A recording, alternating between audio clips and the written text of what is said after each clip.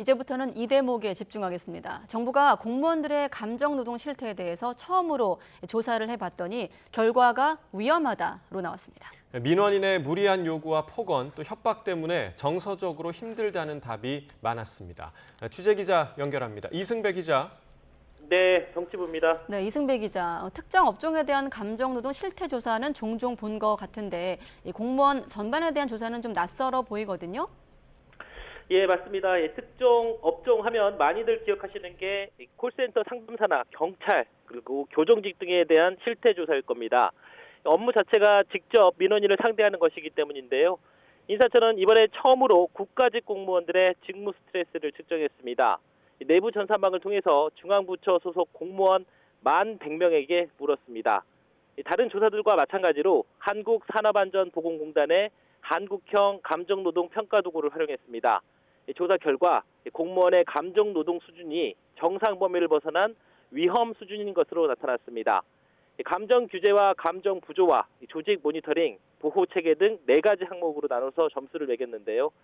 우선 업무 과정에서 입는 정서적 충격 정도를 말하는 감정 부조화 점수가 높았습니다. 정상은 3에서 7 정도인데 여성은 10.1점, 남성은 9.4점이 나왔습니다. 점수가 높을수록 감정 노동의 노출 강도와 직무 스트레스가 높다는 것을 뜻하는데요. 쉽게 말해 응답자의 80%가량이 위험군이라는 겁니다. 민원인과 갈등을 겪어도 본인 선에서 대체할 재량권이 없어서 상처를 받거나 자존심이 상하는 등 감정적 어려움을 겪고 있다는 얘기입니다. 보호 체계도 심각한 수준이었습니다. 남녀 모두 정상을 웃도는 10점 이상으로 집계가 됐는데요. 응답자의 약 70%가 문제가 발생했을 때 직장에서 제대로 보호를 받지 못하고 있다고 평가했습니다. 네, 그렇다면 공무원들이 뽑은 가장 큰 스트레스의 원인은 뭐였나요? 네, 예상대로 민원인 응대였습니다. 구체적으로 말씀드리면 무리한 요구를 해도 끝까지 응대를 해야 하기 때문에 업무 보기가 힘들 정도라고 했습니다.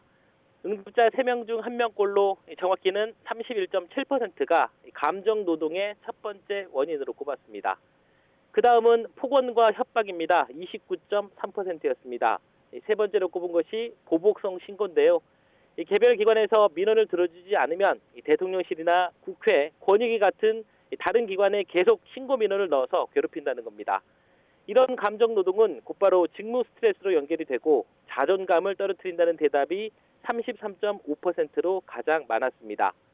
또 업무 몰입과 효율성을 떨어뜨리는 등 조직에 부정적 영향을 미치고 있는 것으로 조사됐습니다. 하지만 감정노동에 시달려도 무려 절반 가까이가 외부 지원을 받아 해결하기보단 그냥 참는 것으로 나타났습니다. 감정노동 스트레스로 신체나 심리적 질병이 생겼어도 61%는 별다른 조치를 하지 않았고 그나마 했던 조치는 병가를 쓰는 것이었습니다.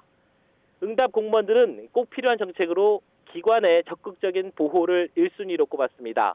민원 수당이나 성과 평가 같은 당근책도 좋지만 갈등이 생겼을 때 법적 조치 등으로 기관이 든든한 버팀목이 되달라는 겁니다. 인사처는 이번 설문조사 결과를 바탕으로 심리적 고위험군에 대한 치료와 검진비 지원 등 보다 실효성 있는 대책을 마련할 계획입니다. 지금까지 정치부에서 YTN 이승배입니다.